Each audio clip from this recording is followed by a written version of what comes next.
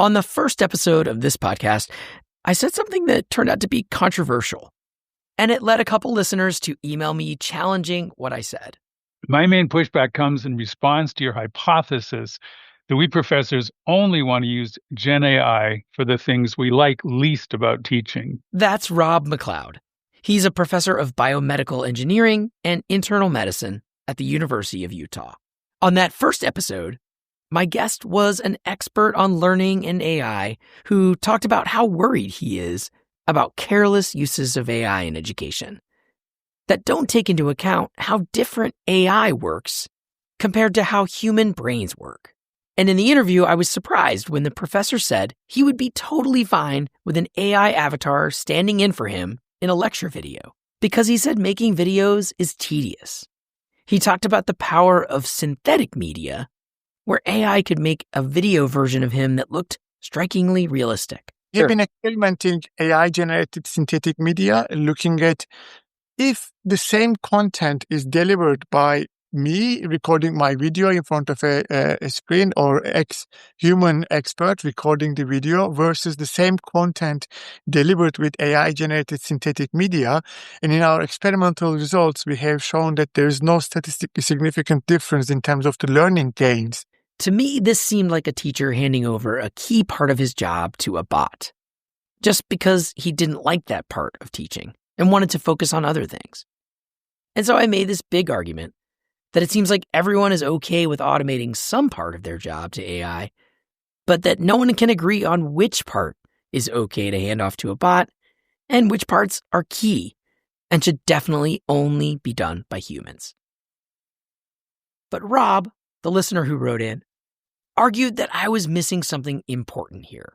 First, I think you might have too limited experience with flipped learning approaches, which I've used extensively since the pandemic. I was trained in sound engineering, and so it was an easy and pleasurable move to make videos in a little studio I set up in my home. However, I also have to acknowledge that the time it takes to make, edit, update, etc., these videos is a serious obstacle in convincing my colleagues to consider this format, a format they usually agree can be more effective. This overhead also gets in the way of my own revision of that content. As you probably know, flipped learning is this teaching strategy where professors record a short video lecture with some key background information and then assign that video as homework for their students, so that class time can be spent on more active things like group projects or discussion instead of doing lectures in class. I completely disagree with your statement that standing in front of a classroom, imparting hard-won expertise is what makes us professors. We know that this is the worst way to teach. You certainly know this too, and have likely seen the learning pyramids that place typical lectures at the top. They're like sugar in the food pyramid, things we should consume minimal quantities of. Lecturing is not what makes good professors professors, at least not what I have discovered is my main and most effective purpose.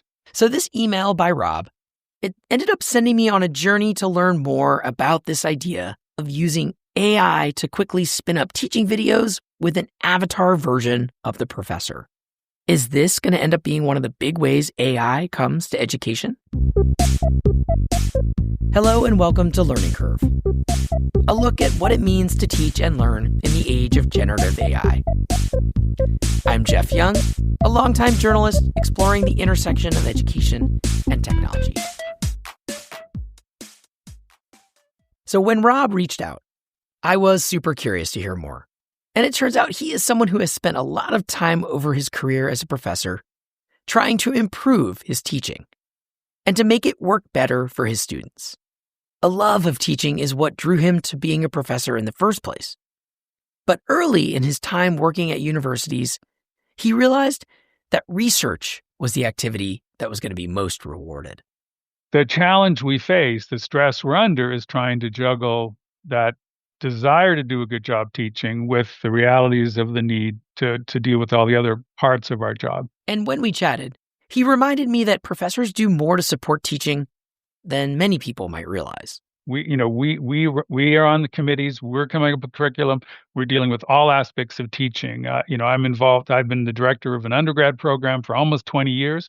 I deal with, stuff like how do we set up the schedule next semester and which electives are approved, for the students. So there's many, many hats we all have to wear in doing this job. And teaching, sadly, is the one where we're sometimes forced to truly cut corners, or at least to be as efficient as we can be. And it's that trade-off between trying to be effective and efficient at the same time that I think, AI has at least some potential to help us with.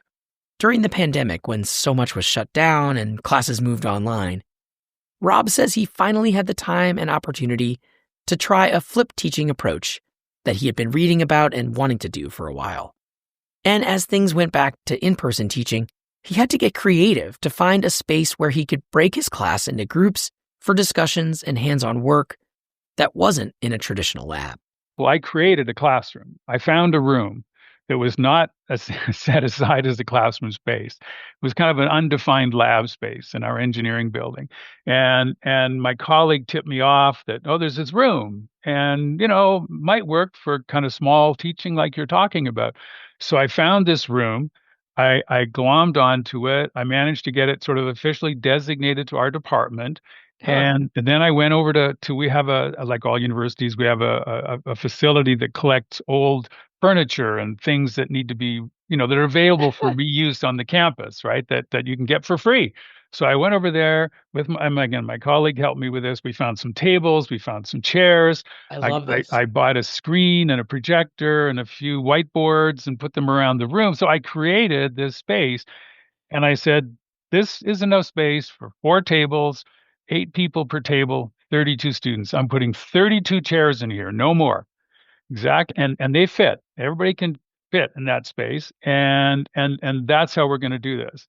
And so that way, no matter how big my class gets, we still work in sections that are manageable. Because I don't think you can do what I do with 100 students or even 50 students in a room. You need a small group multiple small groups to actually make this work. Since then, he has created more than 200 videos for his students to support his flipped teaching experiments. But he sees that many of his colleagues, they might not have as much knowledge of video and audio production as he happened to have. But I want to make it easier than I had to go through to facilitate this form. And so when someone comes along and says, here's the way to make those videos, or here's the way to extract content and turn them into reasonable videos in a reasonable time frame, that to me is a bonus. That gives me an incredibly valuable tool that I can go to my colleagues with and say, hey, this part of the job has suddenly become a lot easier because everybody gets very intimidated, even technical people. With, once you make one video and you edit it and you do all that work, oh my God, you can't scale that. So he hopes that AI might cause a big win for flipped teaching, which he says really has worked for his students. And he wrote in not just because I was dismissing this idea of these video avatars, but he objected to my implication that professors are all looking to somehow find shortcuts just to make their own lives easier. And that we think more deeply than what are the parts of this job I don't like, so I'll get AI to do that. I think we're getting to the point, as we learn, and this is early days, but as we learn, we're getting to the point of saying, here's a part that AI can help me be more efficient with. That would help me save time for the things that I think I'm truly effective at doing. And there's lots and lots of research data that, as I say, there is a pyramid of teaching effectiveness, and the best is peer-to-peer education, and the next best is people doing things, people actually building things. And I teach biomedical engineers, so they're engineers. They want to do things, they want to make things, they want to solve problems. So the more guidance and time and space I can provide for them to do that, at the cost of me imparting whatever wisdom I might have, that's so much better time spent. It turns out that Rob wasn't the only listener who was put off by my deep skepticism of the idea of avatar teaching materials. Soon after Rob emailed, I got another listener email, this time from someone I know pretty well and who I've talked to many times over the years for my reporting. So one note I had on your earlier episode. That's Derek Bruff, Associate Director of the Center for Teaching Excellence at the University of Virginia. The use of AI-generated avatars is something that some of my UVA colleagues are actually big on. Their argument is that the professor focuses on writing the script, and the AI does all the video work thereafter. And so if you need to change the script, that's a lot easier than reshooting a traditional video. Derek pointed me to one of those colleagues who are actually making AI avatars, Sarah Cochran. She's the Senior Director of Learning Experience and Digital Innovation at the university.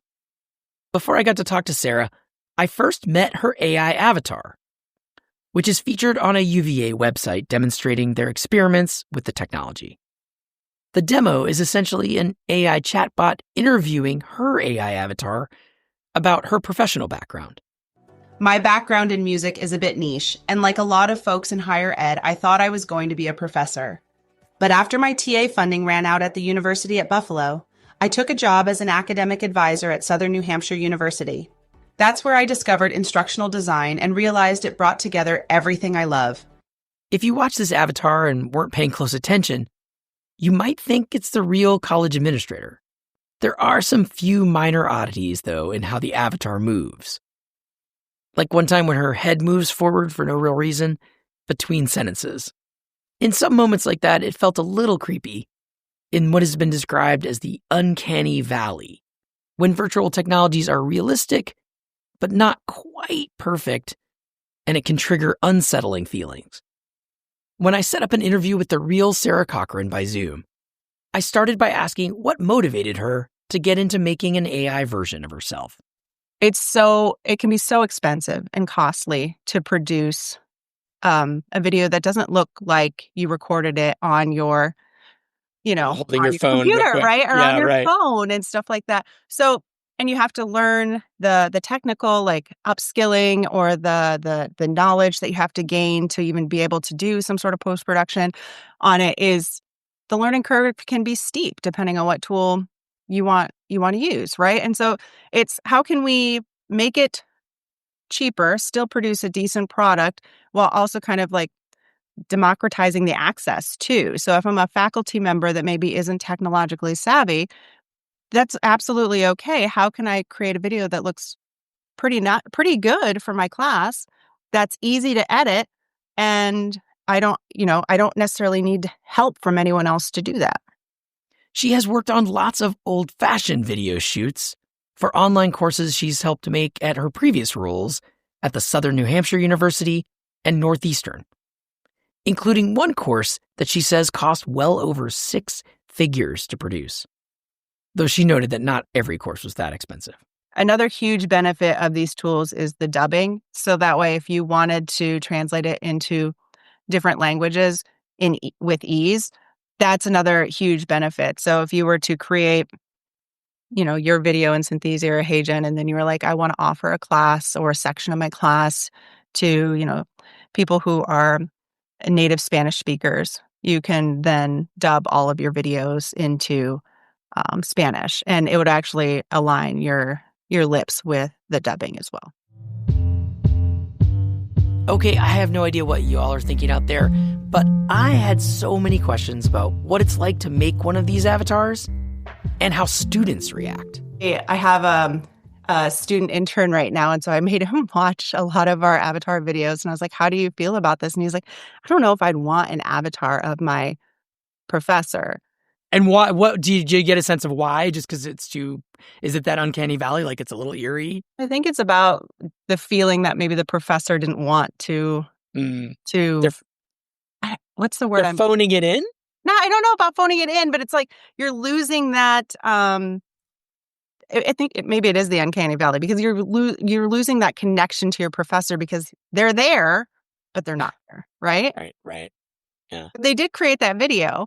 Or did they, or did someone else help them to create that video? So now you have all these questions as like a student in your head, especially if it's like wearing the face of your professor. Okay, I have something I would love to do if you're game, which is do you mind if we watch together the short video that you have? I'm really excited for this conversation. My background in music is a bit niche, and like a lot of folks in higher ed, I thought I was going to be a professor. But after my TA funding ran out at the University at Buffalo, I took a job. Okay, so I'm going to stop it because not to watch the whole thing, but when you see this, I mean, I don't even know if you were even looking. It's like, do you have a sense of like, oh, can't even look? Or what do you think when you see yourself, but it's not you? You know, you have this kind of spun up from, you know, it's a likeness of you that, like you said, is AI generated based on your script, as I understand it. Yeah, no, I mean, like, if we're going to be completely honest, I hate everything about it. But mostly it's because, like, when you listen to your own voice, you don't really like listening to your own voice. So then when you not only hear your voice coming out of just listening to your own voice. Just to be clear, the voice you are hearing in this AI avatar is also an AI simulation. All Sarah had to do to make it was to type a script into the system. And then on top of that, it's your face, but not necessarily moving the way that you would normally move in the situation. It's very strange. As I was watching it, I was kind of looking like, I mean, it's pretty good likeness. It's tracking really well. It doesn't feel like I guess if I really didn't know, I'd be curious if listeners watch it, what they think. But if I really didn't know what it was beforehand, it could pass probably. It'd be believable, at least in a short clip. I sent it to some of my friends after I made it because I was like, I don't know if I should include that with the rest of the interview or not. And they're like, oh, I didn't know that wasn't you at first. And I'm like, you know me. How did you not know that wasn't me? She says that with the AI tools out today, making an AI avatar is pretty easy.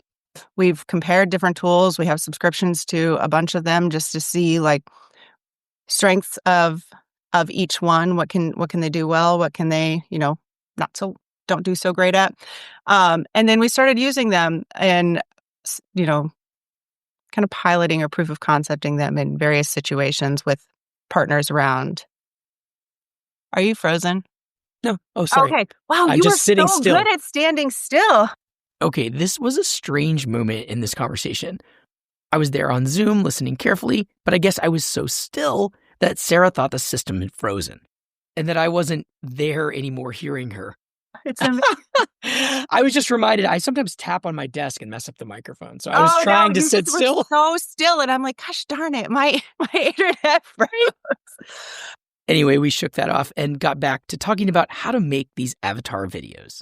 And honestly, the quality could be even better. I recorded that in my at my house on my computers. You recorded the audio, you mean?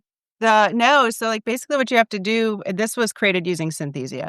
So what I had to do is read a script that Synthesia provided, and you're supposed to like do the words, and then it tells you, make sure while you're reading it in this section, you're angry. So show what you would do when you're angry, or show. So this is like a calibration. It's not this is before you get to your script. You're like setting it up. Yeah. So the first step, if you want to create a custom avatar, is that you have to record yourself reading a script. Okay. So it's like 90 seconds or 2 minutes, somewhere in that realm. And you just stand there in front of the camera and you read your script. And the script, at least for Synthesia, takes you through various emotions, and it tells you to make hand gestures when you normally would make hand gestures and all of this stuff. So, I mean, it's interesting. And then you have to try to be authentic when you're reading it, because I don't know about you, but when I read something, I'm not exactly feeling very authentic. No, it's hard. You're right. If you're reading it, it's challenging. Yeah. Yeah. And so that was recorded at my house. I did choose a wall that didn't have anything on it, so it was easy for them to take out the background and stuff like that. But, on my computer's mic, on my computer's video, if you want a much higher quality, that would be like, if you're going to use that avatar quite a bit, going into the studio, being in front of an actual green screen with a decent camera and a decent microphone would produce an even better quality avatar. You could fool even more of your friends. Yes, that's what I'm saying. 100%. After the break, now that professors can make AI video versions of themselves for teaching materials, should they? We'll look at some thorny issues this all raises. Stay with us. This is where the ad break's going to go. For now, I just want to remind everyone to check out the Learning Curve newsletter. The new installment is going to have a link to this video avatar of Sarah that we're talking about, and you can see for yourself whether you think it looks a little creepy or if it works. Sign up for the newsletter at learningcurve.fm and click on newsletter. Now back to the episode.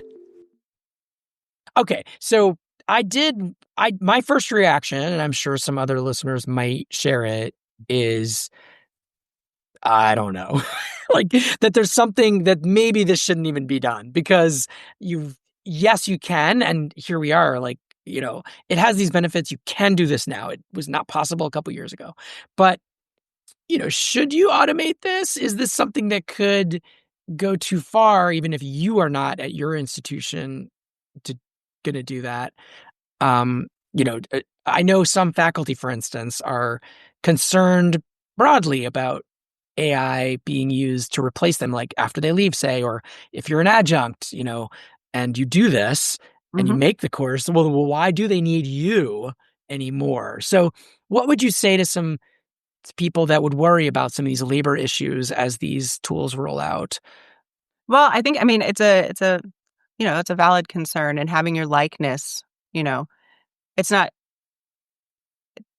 your likeness and then your IP, right? So there's your intellectual property is that's why Matt Damon is not going to do it, right? Like the actors have negotiated for for control over how AI, or at least discussion of how AI is used. Yeah, definitely. And the thing is with the avatars, you can create interactive ones, so that's what we're building for our website right now, is to have a interactive avatar. Like that I could chat with you in text and you would respond. Yeah. Your avatar.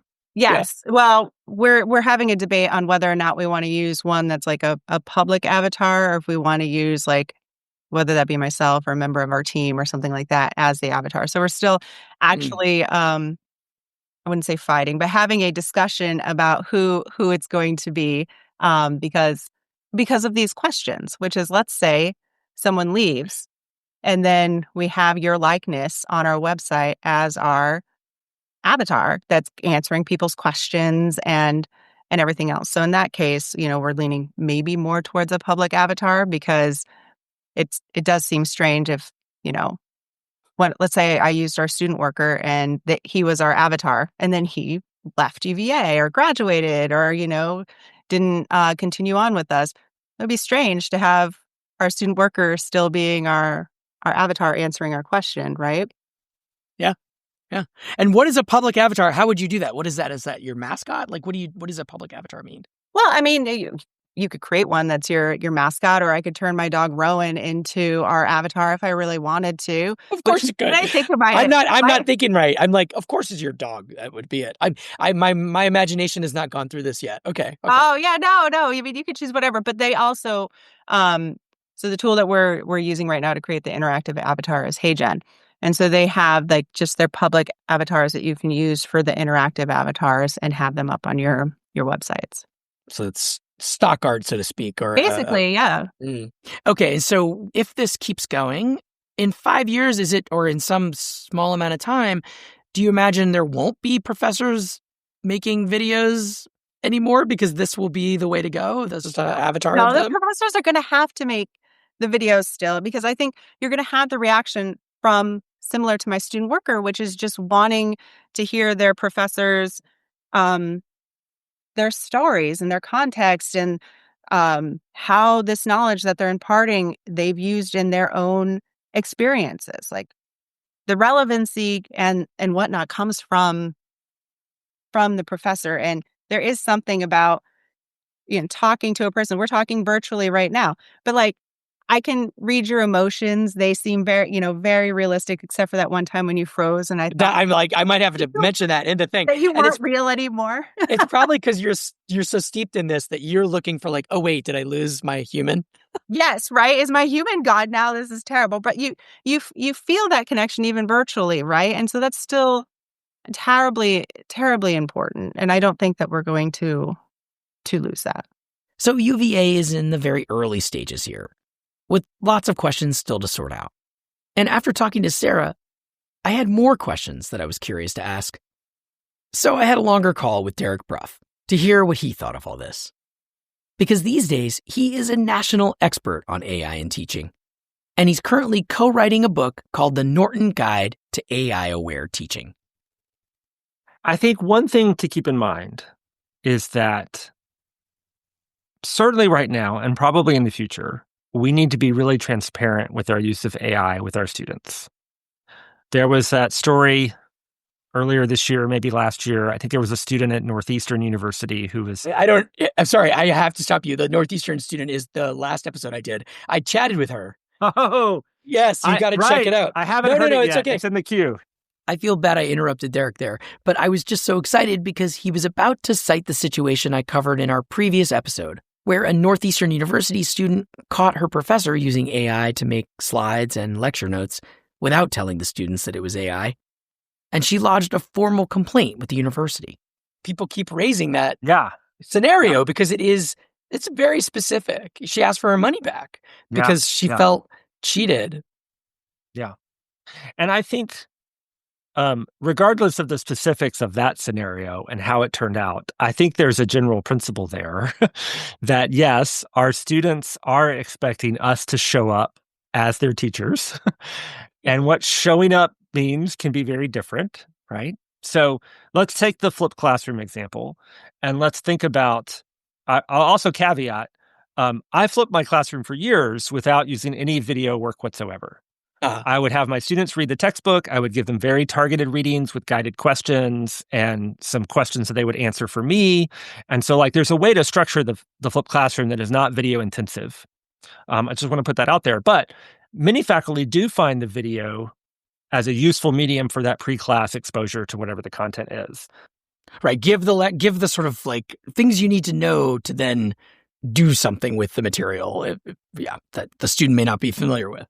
And certainly in a fully online course, right, especially an asynchronous online course, the kind of video delivery of lecture material, there's always going to be some need for that. I think it's interesting that some faculty I know who flip their classroom with video don't make their own videos. They find other people's videos that are quality, right? They curate high quality, educational materials for students to encounter, right? Video or otherwise. And so... And students might not even object to that, probably. I don't hear, if it's a TED Talk, people use TED Talks in person or online. It's this is really a fitting, moving, 16 minutes of a gem. Well, and there's plenty of faculty who like to create open educational resources for this purpose for their colleagues at other institutions to use. So they've released, whole sets of videos around commonly taught courses. And so I think where it gets weird is when we have a fake version of ourselves, right? It's actually cool to have videos from someone else, right? That we don't think that's weird. Some students might object. They might say, well, why aren't you making these videos yourself? I can imagine some objections there, but if the rest, that's why I said it's important to show up. So if I have my students watch some videos from, some faculty member at another institution, and then we have class together, and I help them make sense of what was in the videos. We do great in-class activities, right? I have a strong instructor presence, even if I'm not making all the content myself. It's that instructor presence that I think is really important in an on-site class, but especially in an online class. And there's lots of different ways to show up. And so I think what would be problematic is if the only way I was showing up for my students was through my video presence, and then I replace myself with an AI avatar. I've already got a fairly limited set of tools in that case to have some type of relationship with my students. I don't want to throw out my major tool to do that. And so having this type of resource as a supplement to other ways that you show up for your students, I think it's going to kind of be a necessary condition here. Otherwise, students are going to feel gypped, right? That they're not getting something. AI video has been in the news in the past couple of weeks with the release of Sora by OpenAI and other similar platforms where users can quickly make AI versions of themselves. And by just typing a few instructions in a prompt, they can make their avatar do all kinds of crazy or funny things. That technology isn't about teaching, but it sparked discussions of all kinds of potential misuses, like deep fakes spreading misinformation using these tools. I won't name names, but there are certain politicians in the United States that like to create AI videos of themselves doing things that they themselves would never do. Or could not physically do, perhaps.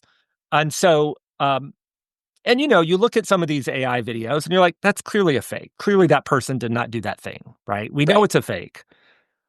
But it is received in very interesting ways by different audiences, right? Some folks love this fictional version of their favorite politician who does these super heroic AI-generated things, and that they have almost a relationship with the fictional version of the person, not the actual person, what they actually can do or what they've said. And so I think that's a little problematic, right? I think if we're fully aware of that, right? Like, I'm a big fan of Star Wars characters, but I know they're fake, right? I know they're fiction, right? I don't get confused there.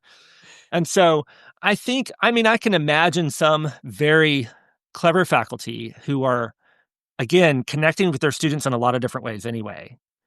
And they have a little fun with their AI version of themselves who does things in the course, right? And maybe they all kind of, we can sit around and kind of mock the AI version of me with my student. Yeah, it gives a punching bag. It gives a fun little, straw man there. But I also know faculty who would not want to do that, Right. but would be comfortable creating AI videos that are not them, right? So I think one of the use cases that I see a growing use case for AI in general is to put students in some type of simulation.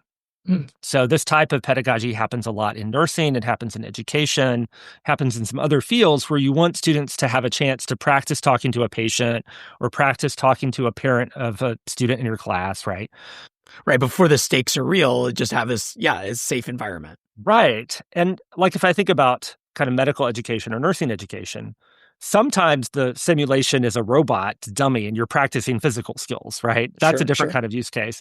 But other times they have trained human actors who will play the role of the patient or the family member or what have you. Sometimes the instructor will have to do that role play in order to make the simulation kind of authentic. Sometimes it's okay for students to role play with each other, right? Where one gets to be the patient, one gets to be the nurse. But, all of those are kind of approximations of the real thing. And they have kind of pros and cons. So here's a way to do a simulation with an AI that is going to respond in some ways that are directed by whatever the prompt is happening, or whatever prompt it's given. And, the easy way to do this is text only, right? There's lots of tools right now that you can do that. To create a interactive video simulation takes a little bit more technical know-how, but it's not impossible. There are institutions that are looking at doing this. And so then you think, okay, in this case, the video element might add a lot if it's done well to that simulation. It's probably more like the real thing than a student doing a simulation with a peer.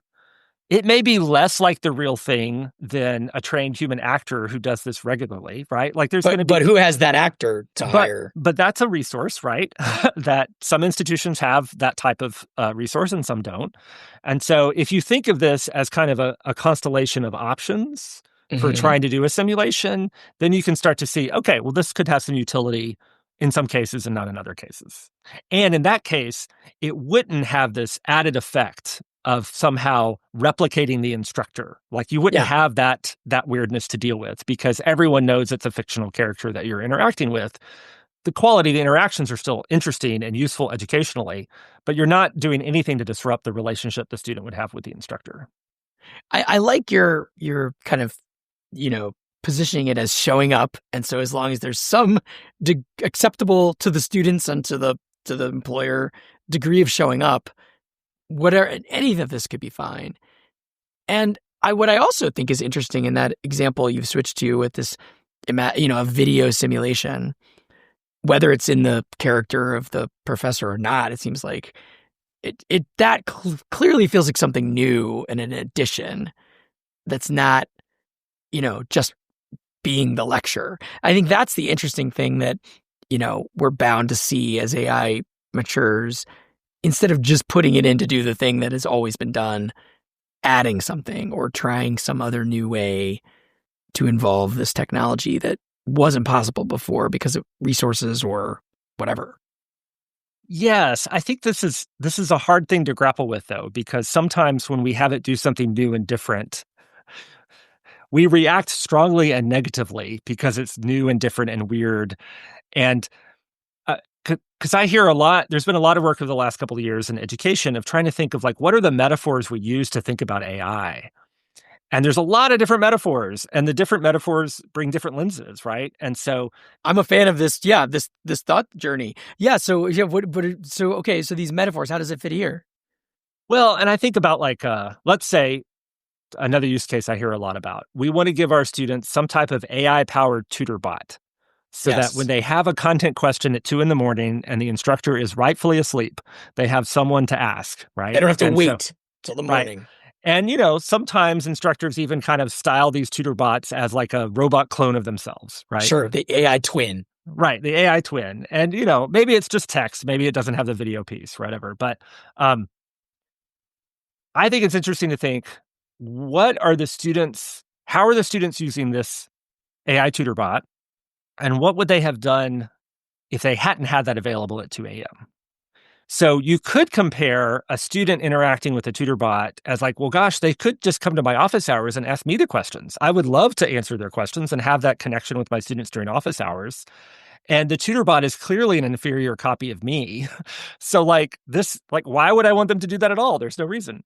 But if you compare the tutor bot to the student Googling an answer at 2 a.m. on their phone, then you start to see, well, maybe that's a better option for students, right? I can train the tutor bot to limit itself maybe to the content of my course, to pitch the content at a level that students can understand, and maybe even train it to kind of be an authentic tutor where it has a kind of back and forth and it asks leading questions and prompting questions and does more assessment. Instead of just giving away the answer. Instead of just giving away the answer, right? What Anna Mills calls an unethical tutor, where you just answer all the students' questions, right? Right. And so, in that case, so a lot of it is what you compare it to. If I compare it to a replacement of an interaction with me, then it's problematic in some ways.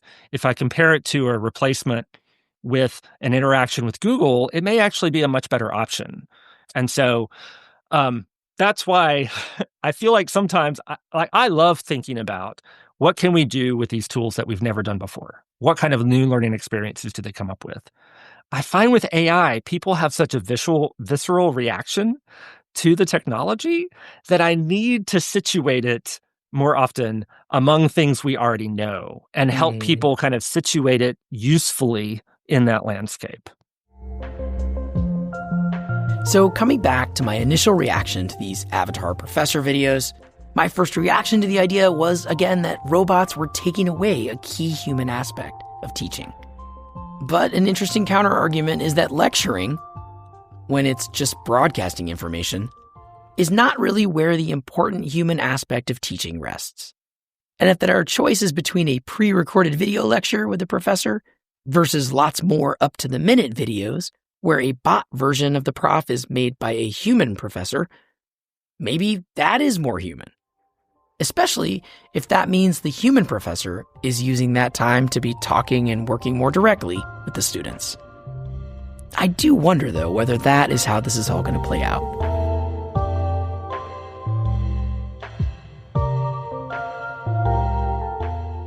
I'm curious to hear what you think. Please send me reactions or your own experiences to jeff@learningcurve.fm. As you see, I do read these messages, and it might even spark a future episode. This has been Learning Curve, Episode 6. Please tell a friend or colleague about the show to help spread the word, or share it on social media. You can get show notes and find out how to be a paid supporter at learningcurve.fm, and you can sign up for our newsletter there to keep up with the latest. This episode was written and produced by me, Jeff Young. Our music is by Komaku, and the episode art is by Midjourney. We plan to be back next week with a special episode made in collaboration with student journalists at the University of Minnesota. Stay tuned for that. In the meantime, thank you for listening.